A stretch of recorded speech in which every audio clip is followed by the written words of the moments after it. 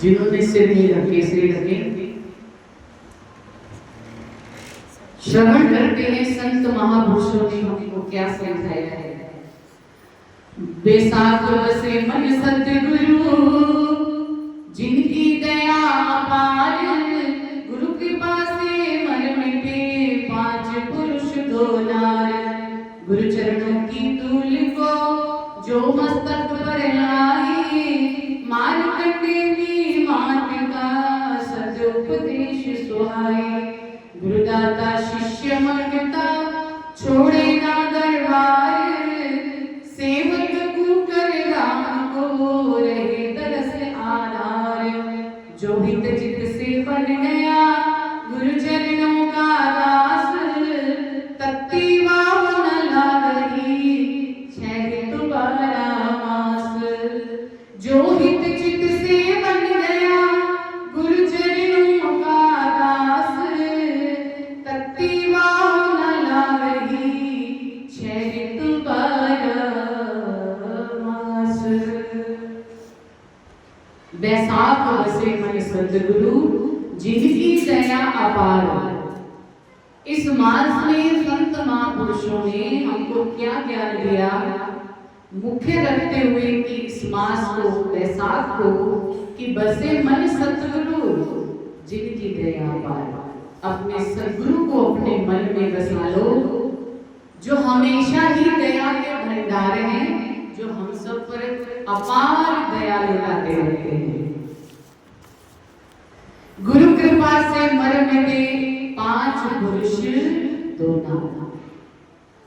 कि जीव के अंदर पांच पुरुष कौन से हैं? काम, क्रोध, लोभ, मोह, अहंकार, मद मत्सर, दो नार। ये पांच विकार हमारे अंदर रहते हैं। कभी हमें क्रोध आ जाता है, कभी लोभ, तो कभी मोह हो जाता है, और कभी अहंकार आ जाता है। ये इस शरीर में है और सदा ही रहते हैं। इनसे बचने का उपाय गुरुदेव की कृपा है। उसी से ही ये दबे रहते, बैठे रहते हैं शांत होकर के, और ये हमारे ऊपर कभी भी हावी नहीं होते। लेकिन गुरु की कृपा और गुरुदेव का किया हुआ भजन ही इन पांचों विकारों से हमें दूर रखता है। गुरु चरणों की धूल पर जो मस्तक पर लाए, जिन्होंने अपने गुरुदेव की चरण धूलि को अपने मस्तक पर धारण किया है, वही धूलि उन विकारों से भी दूर रखती है और हमारी अलग से एक पहचान बना देती है। आपने देखा होगा जो वृंदावन जाते हैं, बरसाना जाते हैं, वो माटी का तिलक लगते हैं। वृंदावन की माटी का, बरसाना की माटी का तिलक लगते हैं। तो उनको लोग क्या कहते हैं कि ये राधे राधे वाले, ये कृष्ण कन्हैया की उपासक है, ये कृष्ण को मानते हैं, ये राधा राधा रानी को मानते हैं। तो उनकी अलग से एक पहचान हो जाती है। लेकिन वो क्यों धारण करते हैं? क्योंकि ये हमारा जो मस्तक है, यहाँ ही प्रभु से मिलने का द्वार है। महाराज जी जब हमें ध्यान पर बैठाते हैं ना, तो कहते हैं कि यहाँ पर ध्यान लगाओ। तो इस स्थान को हमेशा पूजा करते रहें और प्रभु की धूली से इसे सजाते रहें। शिवनगरी की धूली जिस जीव ने अपने मस्तक पर लगाई है, उसके मस्तक की रेखा को चमकते हुए हमने देखा है अपनी आंखों से, और अपने जीवन में भी बहुत बार अनुभव भी किया है। गुरु चरणों की धूली से ही मस्तक की रेख बदल जाती है। मार्कंडेय की मात का सद उपदेश सुहाए। मार्कंडेय ऋषि हुए हैं, और ऋषि कैसे हुए ये कथा आप लोगों ने सुनी भी है कि एक बालक थे और इनकी मात्र 5 वर्ष की ही आयु थी, अल्पायु थे। लेकिन जिस दिन इनका समय मृत्यु का नजदीक आ गया था, तो माँ के चेहरे की उदासी को देख करके बालक मार्कंडेय ने पूछा था, माँ आप बहुत उदास हो। पहले तो माँ ने बताया नहीं, बाद में जब बार बार इन्होंने माँ से पूछा कि माँ बताइए ना आपकी उदासी का कारण क्या है, तब माँ ने कहा था, पुत्र तुम्हारे जीवन के कुछ ही दिन शेष बाकी हैं। तब मार्कंडेय ने माँ से कहा, माँ तो मैं अल्प आयु से दीर्घायु कैसे हो सकता हूँ? तब माँ ने कहा था, अगर तुम भगवान भोलेनाथ के श्री चरणों में लग जाओ और उनके चरणों की मस्तक पर धूलि को लगाओगे, तो तुम्हारे मस्तक पर जो लिखी है अल्प आयु की रेखा वो मिट जाएगी और तुम दीर्घायु हो जाओगे।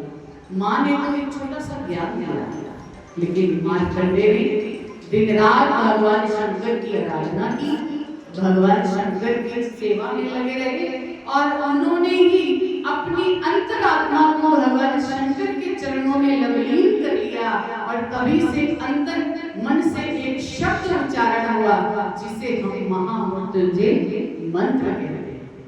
वो उनकी अंतर आत्मा से उत्पन्न हुआ था और वही मंत्र भगवान शंकर को प्रिय हो गया और जब काल देव उनको लेने आए तो भगवान शंकर प्रकट हो गए और तब से उनको दीर्घायु प्राप्त हो गई और उनका नाम पड़ा ऋषि मार्कंडेय। जीवन सबका अल्प ही है, दीर्घायु चाहते हैं तो भजन से जुड़ना ही पड़ेगा, सिमरन से जुड़ना पड़ेगा। जब तक भजन सिमरन हमारे जीवन में नहीं है, महाराज जी एक बार हमें कहते हैं ना कि गहरा लंबा श्वास लो, सिमरन करते हुए कहते हैं। क्यों कहते हैं कि जो श्वास हमारे 5-10 जाने वाले होते हैं वो एक ही आएगा, जब जो 10 श्वास जाएंगे उसमें अगर एक ही आएगा, एक ही श्वास भरा लिया जाएगा तो वो 10 श्वास हमारे बच गए ना।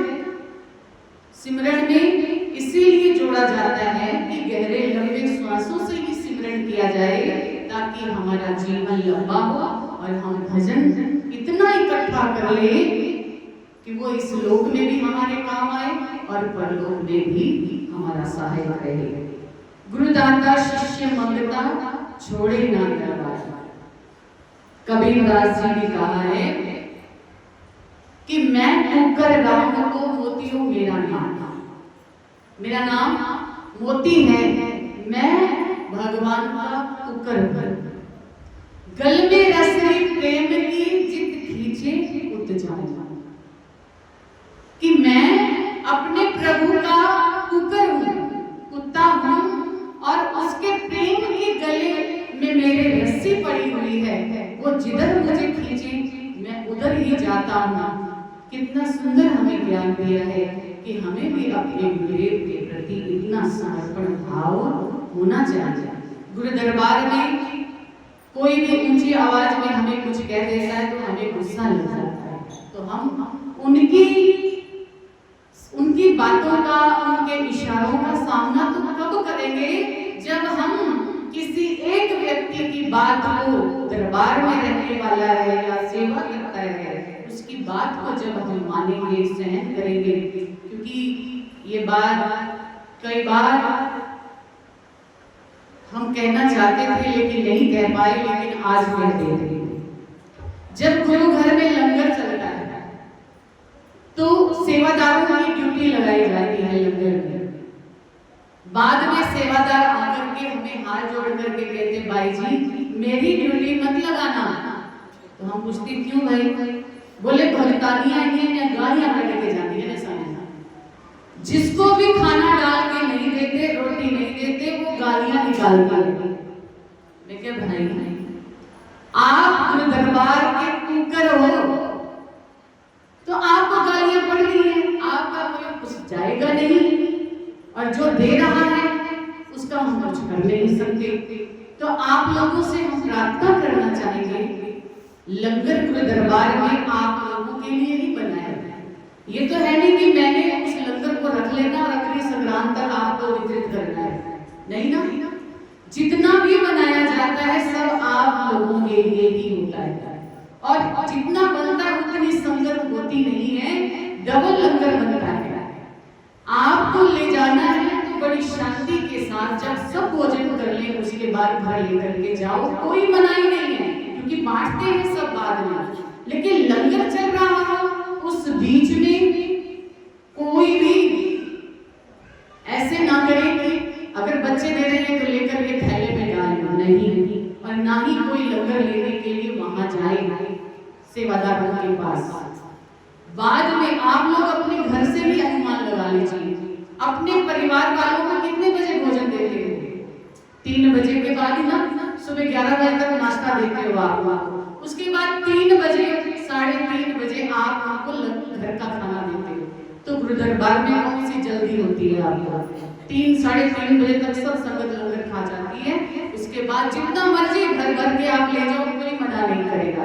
लेकिन सेवादारों के ऊपर कोई भी अपशब्द कहना, उसके आप आपके भारी बनते हो। हम नहीं चाहते कि आप दरबार में आए हो और कुछ गलत लेकर के जाओ। यहाँ पर तो रहमतें बरसती हैं। गुरु महाराज जी की नजर से कई पाप हमारे कट जाते हैं। एक बार हमारी उनकी नजर हम पर पड़ जाती है तो आप अपना कर्म खराब मत करिए, स्वयं भी गलत कर्मों से बचिए। और अगर कोई और ऐसा है जो अब यहाँ नहीं बैठा और बाद में आकर के लंगर लेने की जल्दी करता है, तो उसको भी बड़े प्यार और धीरज के साथ समझाइए, भाई ये गुरु का लंगर है, अमृत है, ये रोटी नहीं है आपके घर की जो उत्तेजना में बनाई गई हो। यहाँ बड़े प्रेम भाव से भक्तानियां सेवादारियां सुबह आकर के लंगर बनाती हैं। और महाराज जी के प्यारे भक्त हमारे लाला जी सुबह आकर के गुरु दरबार में सब्जियां बनाते हैं। तो ये बड़ी श्रद्धा प्रेम के साथ बनाया हुआ लंगर होता है जो अमृत है। इस अमृत को अमृत बना करके ग्रहण कीजिए, इसे विष मत बनाइए।